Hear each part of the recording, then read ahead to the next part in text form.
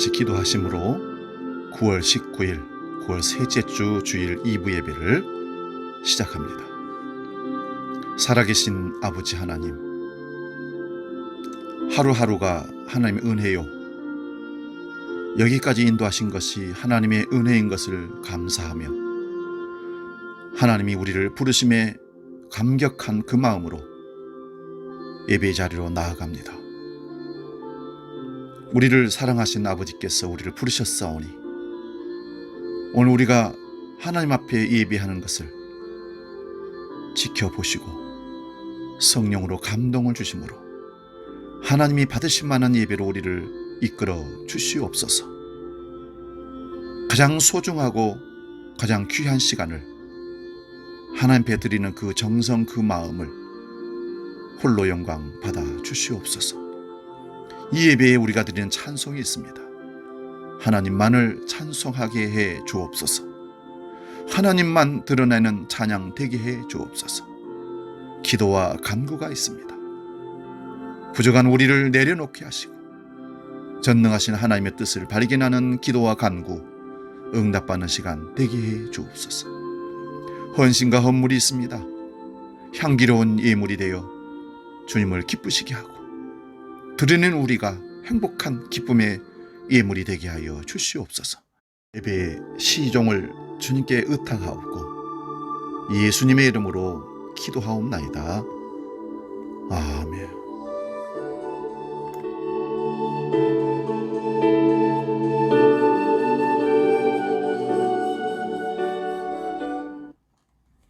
시간 경배 찬양 나은 예수가 좋다워, 그리고 주께 가오니 함께 찬양하며 나아갑니다.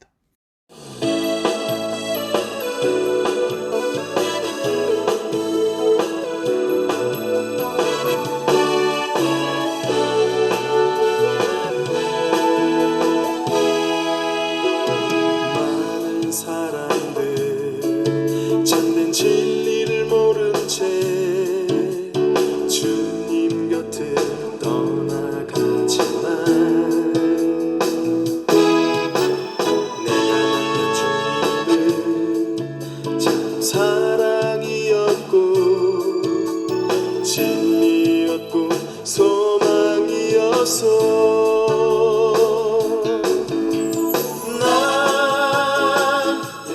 좋다오. 난 예수가 좋다오. 주를 사랑한다던 베드로 고백처럼 난 예수를 사랑한다오.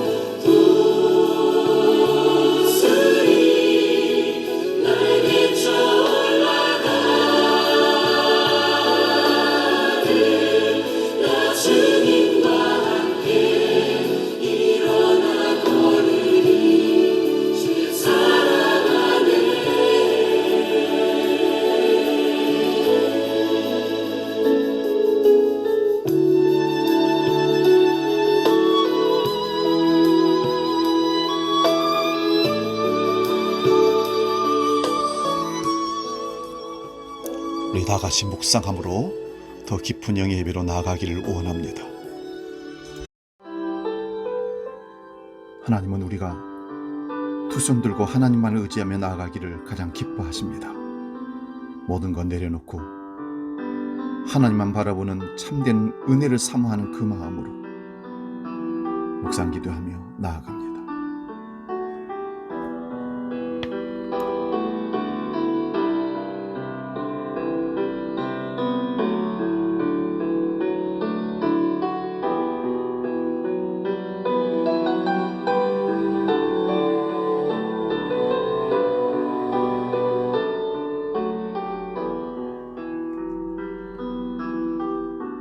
너희 권능 있는 자들아, 영광과 능력을 여호와께 돌리고 돌릴지어다. 여호와께 그의 이름에 합당한 영광을 돌리며 거룩한 옷을 입고 여호와께 예배할지어다. 여호와께서 자기 백성에게 힘을 주시며 여호와께서 자기 백성에게 평강의 복을 주시리로다. 아멘. 사랑의 아버지 하나님, 하나님의 찬란한 영광으로 이곳에 임하여 주시옵소서. 예수 그리스도의 십자가의 구원의 은총이 각 사람에게 충만케 하시고 하나님의 은혜가 강단을 통하여 강물처럼 흐르게 하여 주옵소서. 성령님께서 친히 우리 마음에 감동케 하시고 우리의 영의 눈을 열어 하나님의 영광을 보게 하옵소서. 이 예배를 통하여 우리의 마음 새 결단을 품게 하시고 절망의 자리에서 소망을 갖게 하시고 거룩한 행실로 살게 하여 주옵소서. 언제나 우리와 함께 하시며 동행하시며 이 땅의 재림의 주로 다시 오시고 계시는 예수 그리스도의 이름으로 기원하옵나이다. 아멘.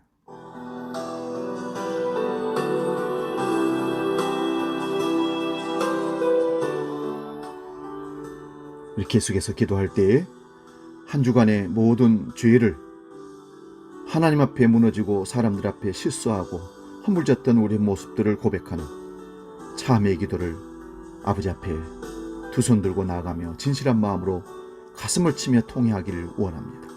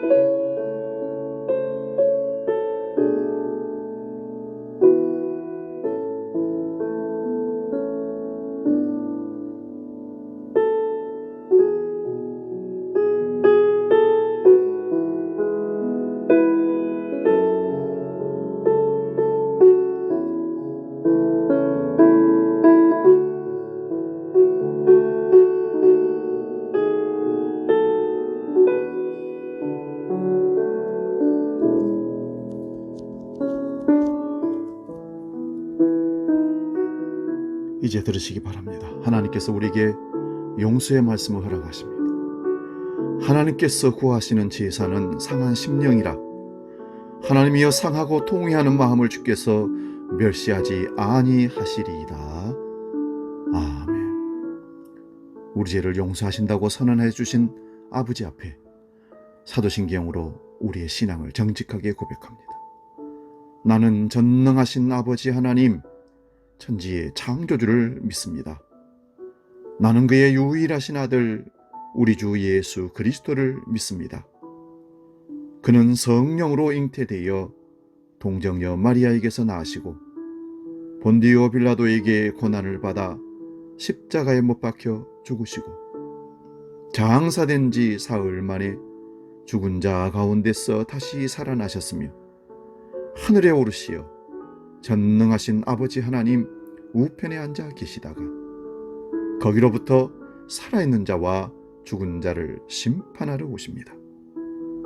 나는 성령을 믿으며 거룩한 공교회와 성도의 교제와 죄를 용서받는 것과 몸의 부활과 영생을 믿습니다. 아멘.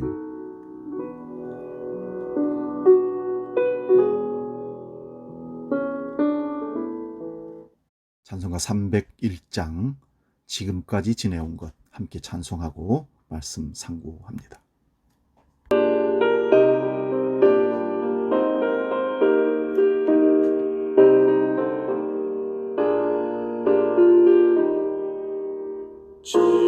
지금까지 지내온 것 주의 크신 은혜라. 한이 없는 주의 사랑 어찌 이루 말하랴. 자나깨나 주의 손이 항상 살펴주시고 모든 일을 주 안에서 형통하게 하시네. 마음도 연약하나 새 힘받아 살았네. 울붓듯이 부으시는 주의 은혜 족하다. 사랑 없는 거리에 나 험한 산길을 밟듯 주의 손을 굳게 잡고 찬송하며 가리라.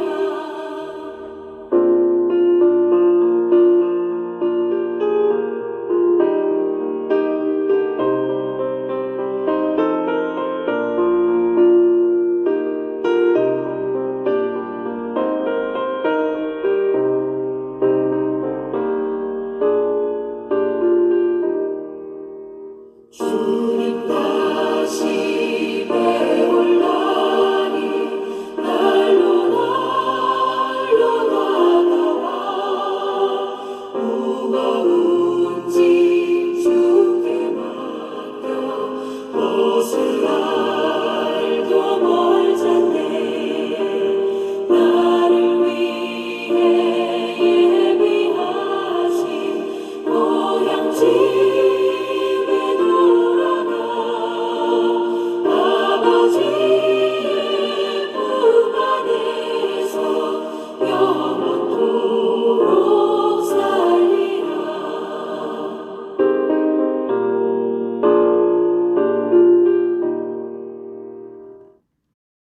오늘 우리에게 주시는 하나님 말씀은 구약 성경 시편 2편 1절에서 마지막 12절까지입니다. 시편 2편 1절에서 12절 봉독할 때 살아계신 하나님의 음성을 들을 수 있기 바랍니다. 봉독합니다. 어찌하여 이방 나라들이 분노하며 민족들이 헛된 일을 꾸미는가? 세상의 군왕들이 나서며 관원들이 서로 꾀하여 여호와 그의 기름 부음 받은 자를 대적하며 우리가 그들의 맨 것을 끊고 그의 결박을 벗어버리자 하는도다. 하늘에 계신 이가 웃으시며 주께서 그들을 비웃으시리로다. 그때에 분을 바라며 진노하사 그들을 놀라게 하여 이르시기를 내가 나의 왕을 내 거룩한 산 시온에 세웠다 하시리로다. 내가 여호와의 명령을 전하노라. 여호와께서 내게 이르시되 너는 내 아들이라. 오늘 내가 너를 낳았도다. 내게 구하라.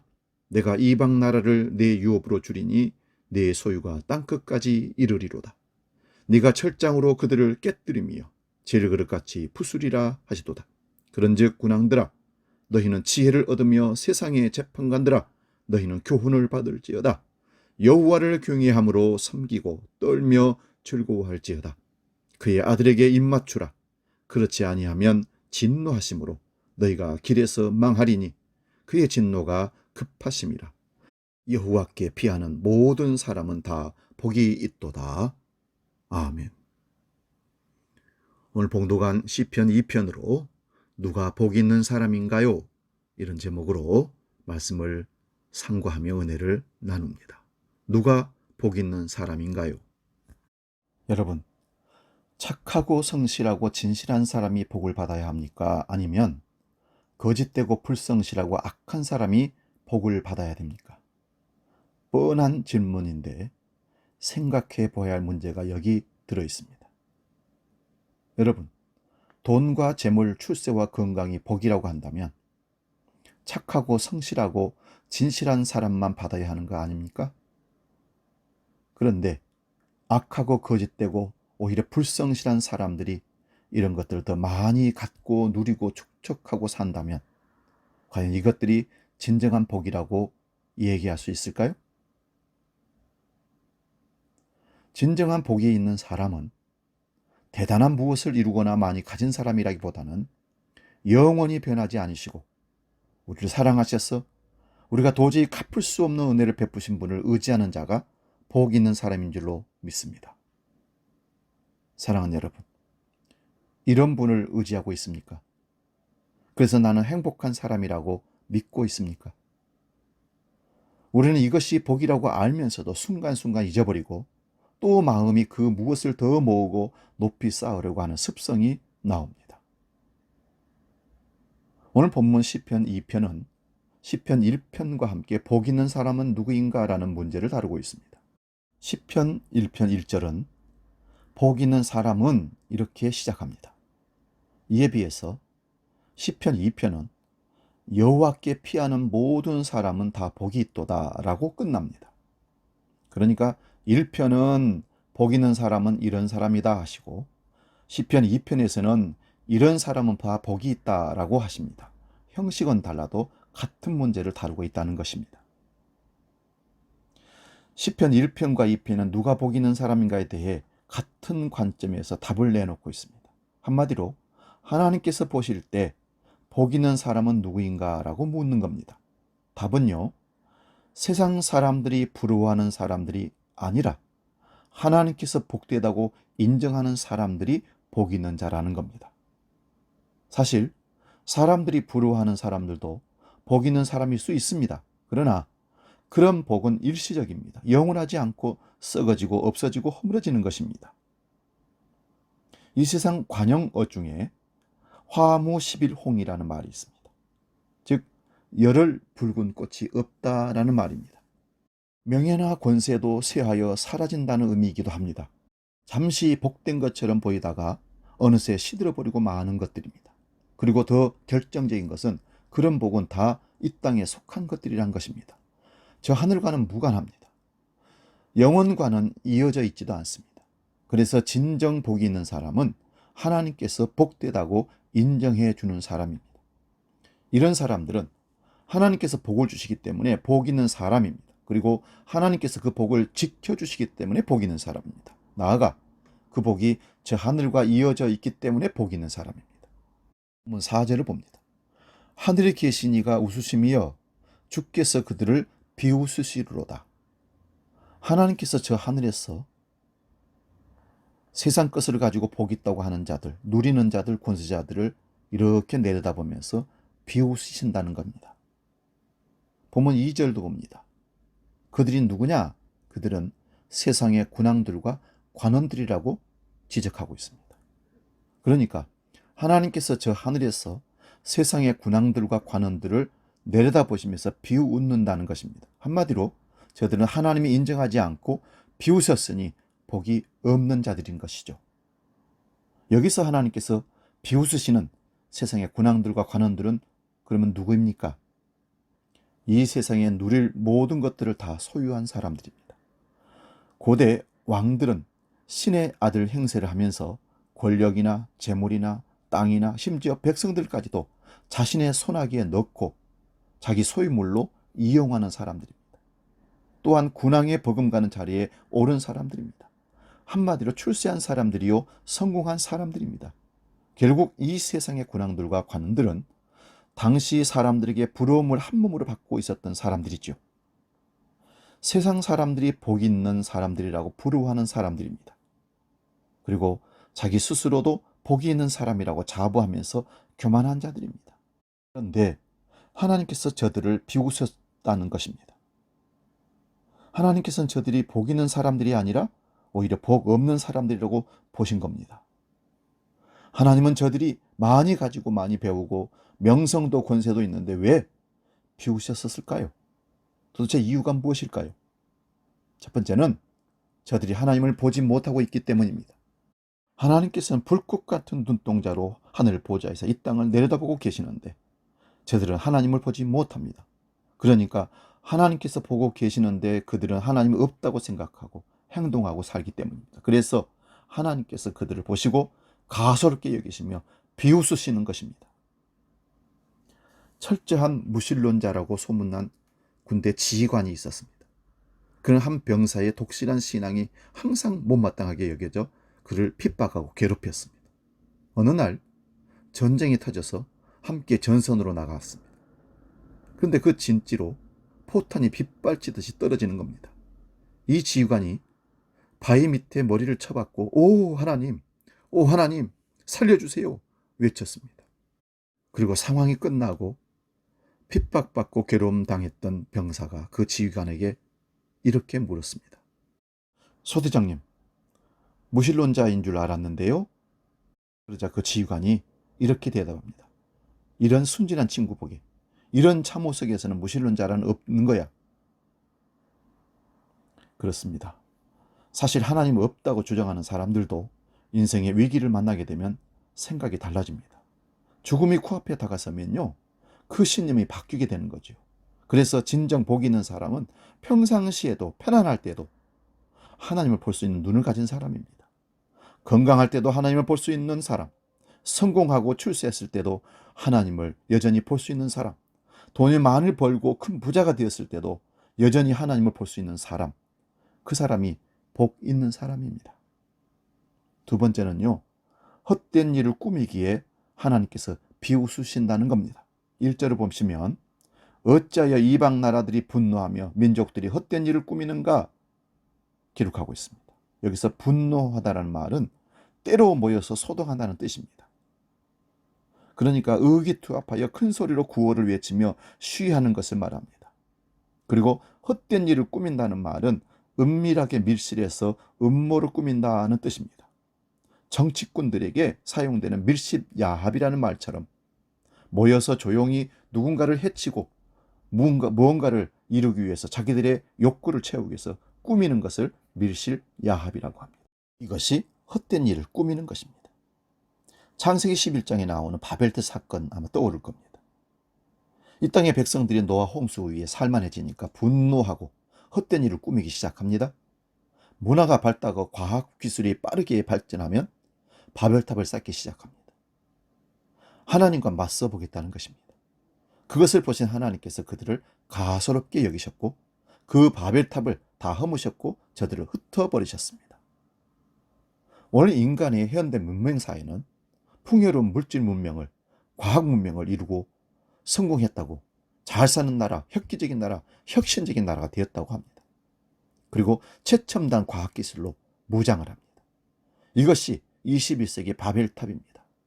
여기서부터 사람들이 헛된 일을 꾸미기 시작합니다. 무신론을 주장합니다. 하나님의 뜻을 정면으로 거스리고 헛된 일을 도모하고 있습니다.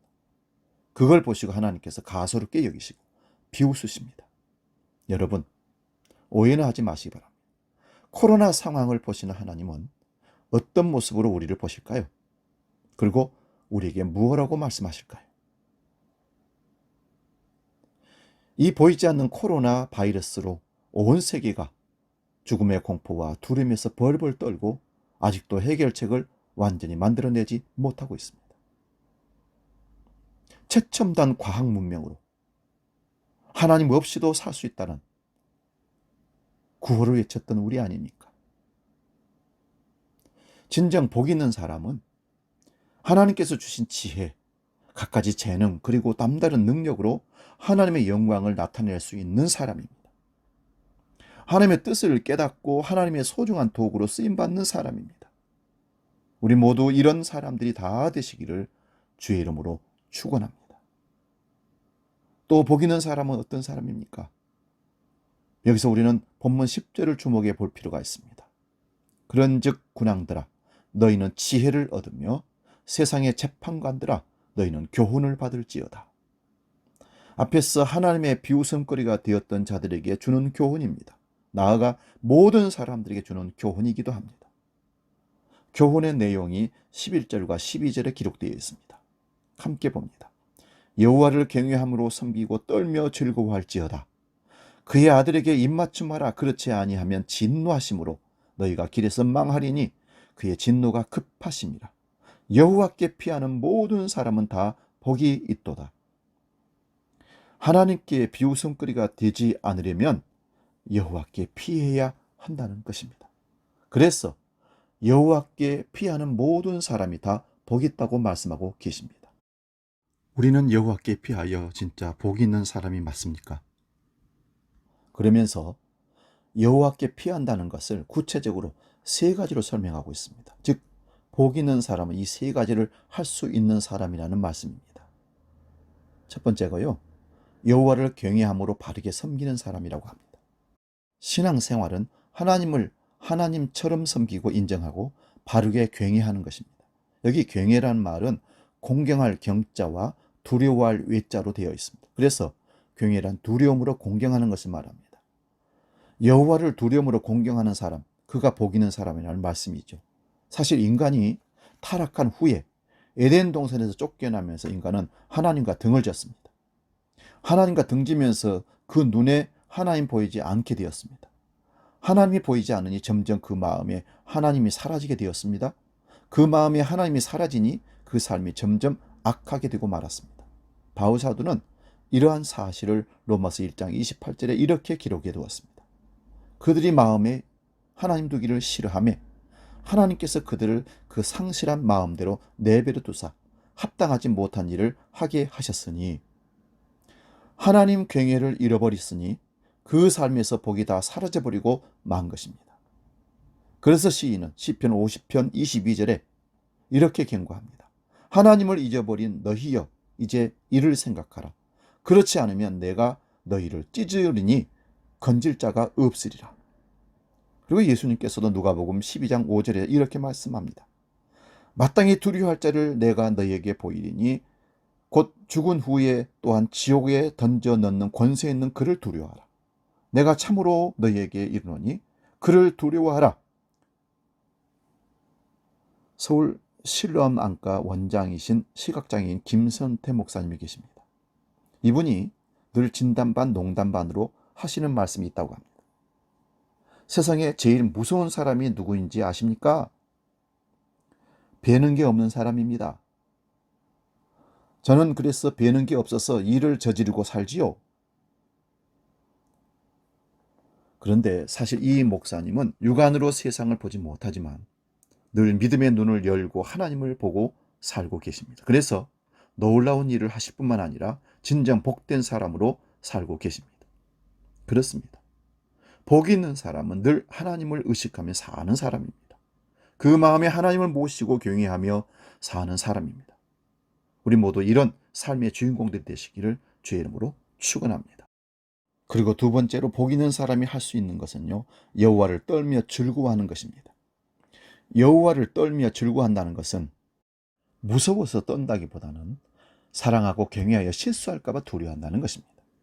그런데 이 두려움은 공포로 끝나는 두려움이 아니라 즐거움으로 끝이 나는 두려움이라는 말입니다.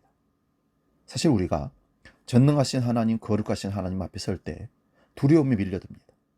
그러나 그 놀라우신 하나님께서 예수 그리스도 안에서 우리의 아버지가 되셨다는 사실을 깨닫게 될 때 우리 마음속에는 영원한 기쁨이 솟아나게 됩니다. 아버지가 아들을 사랑하듯 하나님께서 우리를 사랑하신다는 사실을 알게 될 때 우리는 거룩한 기쁨을 맛볼 수 있게 됩니다. 은혜를 체험한 한 성도의 간증을 읽은 적이 있습니다.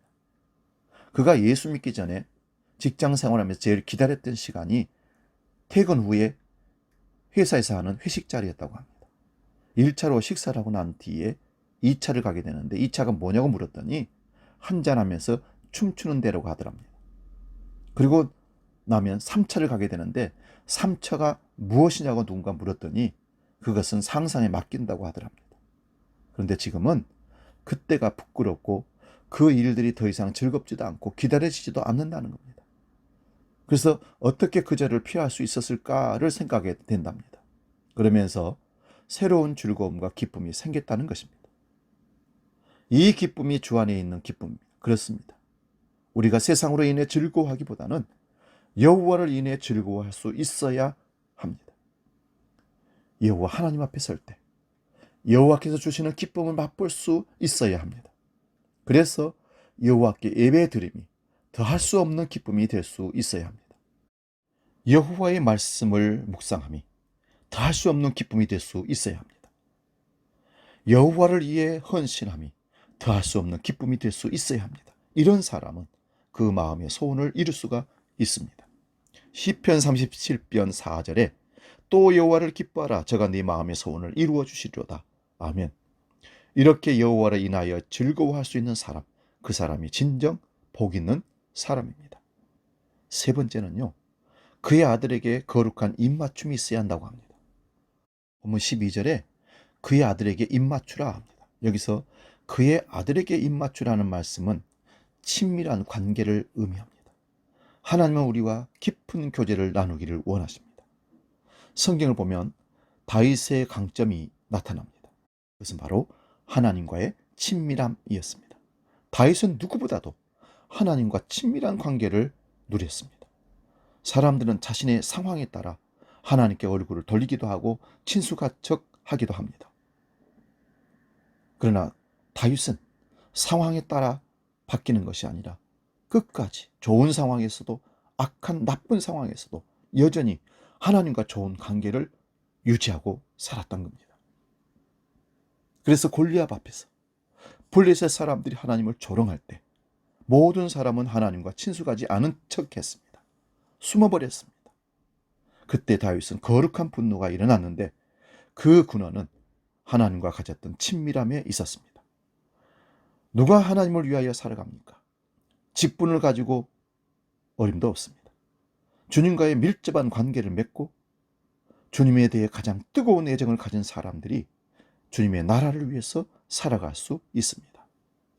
그의 아들에게 입맞추라는 말은 깊은 예배 가운데로 초대하는 말씀입니다. 이 말씀은 형식에 매인 종교 의식을 말하는 것이 아닙니다. 예배는 하나님과의 입맞춤입니다. 기도는 하나님과의 가장 친밀한 행위입니다. 기도는 나의 영과 하나님의 영이 하나가 되는 시간입니다. 말씀을 듣는다는 것은 하나님과의 입맞춤입니다. 하나님의 말씀은 하나님의 입에서 나옵니다. 사람이 떡으로만 살 것이 아니요 하나님의 입으로부터 나오는 모든 말씀으로 살 것이니라. 하나님의 입에서 흘러나오는 말씀을 받는 행위가 바로 그 아들에게 입맞추는 행위입니다. 하나님과의 친밀감을 놓치면 신앙이 아주 위험해집니다. 부부간에도 친밀감이 사라지면 문제가 발생합니다. 입맞춤은 영혼의 접촉을 말합니다. 하나님과 하나가 되고 영혼이 터치되고 주님과 깊은 사랑의 교감이 일어나는 것입니다. 예배를 안 드리거나 소홀히 하게 되면 은혜가 떨어진 정도가 아니라 아주 위험한 상태가 됩니다. 기도하는 일이 하나의 의식이 되면 안 됩니다. 바울은 쉬지 말고 기도하라 했습니다. 기도는 우리의 호흡입니다. 계시록을 보면 마지막 날의 클라이막스는 천상의 예배입니다. 또 중요한 것은 입맞춘다라는 말은 하나님을 첫 자리에 둔다는 말입니다. 입맞춤이라는 말은 사랑하는 두 사람 사이에 어떤 것도 끼어들 수 없다는 말입니다. 서로가 최고의 위치에 있다는 것을 알려주는 것이 입맞춤입니다. 항상 주님을 첫 자리에 두어야 합니다. 첫 자리에 두어야 할 것은 첫 자리에 두어야 모든 것이 정상적으로 돌아갑니다. 마태복음 22장 37절 38절 봅니다. 내 마음을 다하고 목숨을 다하고 뜻을 다하여 주 너의 하나님을 사랑하라 하셨으니 이것이 크고 첫째 되는 계명이요. 우리가 하나님을 섬기는 자세를 의미하기도 하지만 우리가 하나님을 이렇게 사랑할 때 우리 안에 진정한 기쁨과 만족과 행복이 들어온다는 사실입니다. 우리가 하나님을 대충 사랑하면 하나님으로부터 오는 즐거움을 맛볼 수가 없습니다. 구약성경 아가서는 하나님과 그의 백성을 비유한 말씀입니다. 아가서 1장 2절을 보면 내게 입맞추기를 원하니 네 사랑이 포도주보다 나음이로구나. 포도주는 여기서 기쁨을 상징합니다. 그런데 그것보다 더 큰 기쁨이라는 말입니다. 우리는 세상에서 기쁨과 만족을 얻고자 하는 유혹이 많습니다. 오늘날 많은 그리스도인들이 세상에 속하고 세상에 취해서 살아갑니다. 좀 더 많은 것을 가지고 좀 더 좋은 것을 누리면 행복할 것이라는 유혹에 빠져 있습니다. 여러분, 사람들은 너무나 많이 속으면서 살아가고 있습니다. 내가 좀 더 예뻐지면 행복할 것이다. 좀 더 유명해지면 행복할 것이다. 좀 더 성공하면 행복할 것이라는 생각으로 살아갑니다. 다 섞고 있는 것입니다. 분명한 것은 하나님보다 우리를 만족해 하고 즐겁게 해줄 수 있는 것은 세상에 없다는 것을 기억하십시오. 사랑하는 여러분, 세상의 쾌락도 즐거움이 있습니다.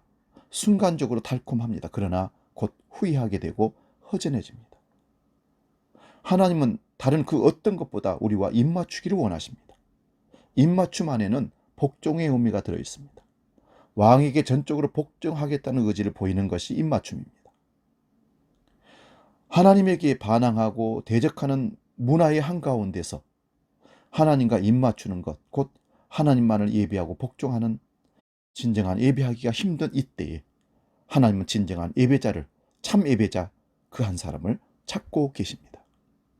여러분, 시편 1편은 복 있는 자로 시작하고 시편 2편 마지막 절은 복으로 끝납니다. 1편은 하나님 말씀을 즐거워하는 자의 복이고 2편은 말씀에 복종하는 자의 복을 말씀합니다. 하나님은 우리의 삶에 복을 주시기를 원하십니다. 하나님은 우리가 생각한 것보다 훨씬 더 많은 것을 주시기를 원하십니다. 오늘 나를 둘러싼 불확실한 환경을 바라보지 마시고 열방을 유업으로 주겠다, 내 소유가 땅끝까지 이르게 하겠다는 하나님의 확실한 진리의 말씀을 붙잡고 믿음으로 반응한다면 하나님께서 우리에게 놀라운 일들을 보여주실 줄로 믿습니다. 그뿐만 아니라 하나님과 우리의 영이 온전히 만나는 입맞춤의 경험이 영적 세계 안에 일어나기를 원합니다. 하나님은 우리가 억지로 복종하는 것이 아니라 즐겁게 복종하고 순종하기를 원하십니다. 우리는 하나님의 자녀이니 복 있는 사람입니다. 왜냐하면 하나님께 피한 자가 되기 때문입니다. 이 시간 우리 찬양, 반드시 내가 너를 축복하리라 찬양하고 기도하고 마치겠습니다.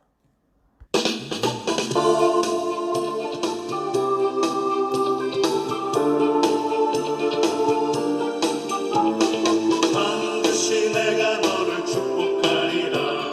반드시 내가 너를 들었으리라. 천지는 변해도 나의 약속은 영원히 변치 않으리.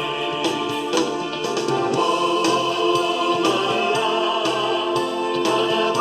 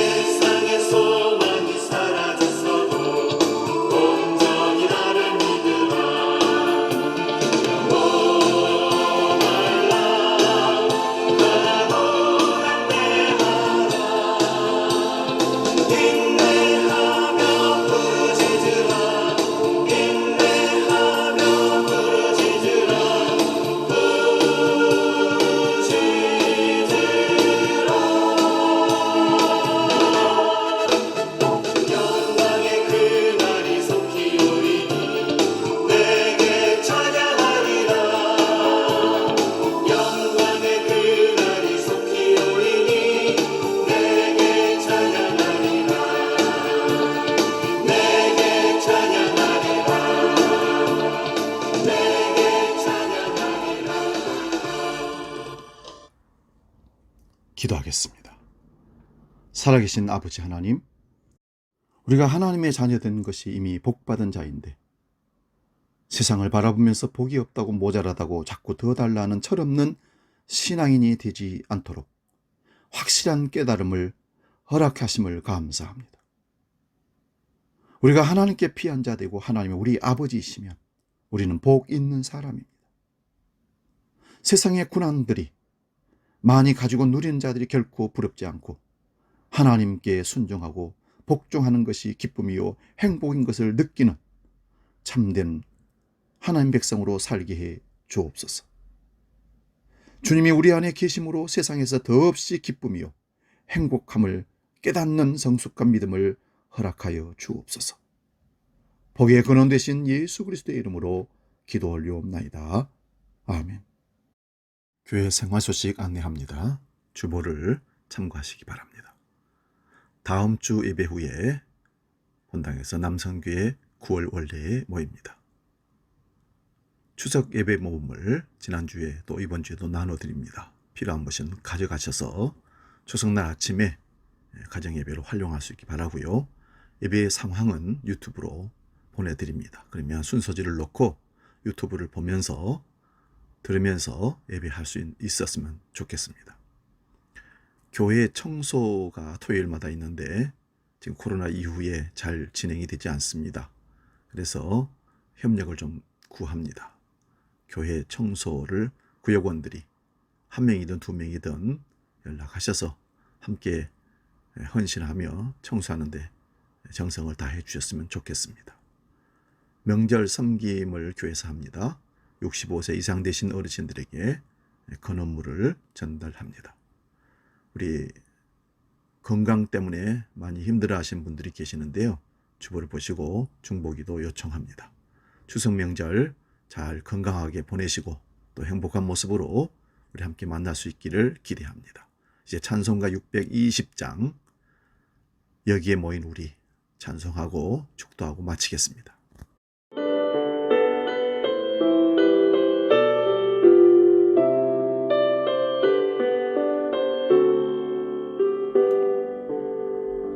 여기에 모인 우리 주의 은총 받은 자여라. 주께서 이 자리에 함께 계심을 아노라. 언제나 주님만을 찬양하며 따라가리니. 시험을 당할 때도 함께 계심을 믿노라. 이 믿음 더욱 굳세라. 주가 지켜주신다. 어두운 밤에도 주의 밝은 빛 인도하여 주신다. 기도하겠습니다. 이제는 이 세상을 창조하시고 섭리하시는 우리 주 예수 그리스도의 은혜와 아버지의 크고 놀라우신 사랑과 성령 하나님의 지키시고 교통하시고 내주하시는 은총의 역사가 누가 복 있는 사람인가를 제대로 깨닫고 하나님을 믿고 하나님의 자녀된 우리가 복 있는 사람인 것을 감사하며 복을 누리기를 결단하며 나아가는 모든 믿음의 식구들 머리 위에 우리 주한교회가 나아가는 미래 위에 한국교회 위에 세계 열방 가운데 영원히 함께 계시기를 간절히 축원하옵나이다.